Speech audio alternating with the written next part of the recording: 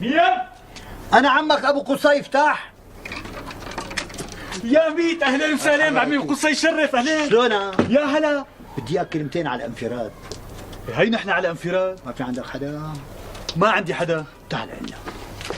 هلا انت وقت بده يطلعوا لك مصاري الجمعيه شو حتعمل فيهم؟ بدي اتجوز. ومين بدك تتجوز؟ شو مين بدي يتجوز؟ ان شاء الله بدك تقلب انت الثاني. اوف، ليش مين اللي قلب عليك الاولاني؟ رشا، كل ما بتشوفني بتقلي بدي بطل، ما عاد بدي اياك. هلا رشا هي اللي قالت لك انه ما بدي اياك؟ ايه رشا اللي قالت لي.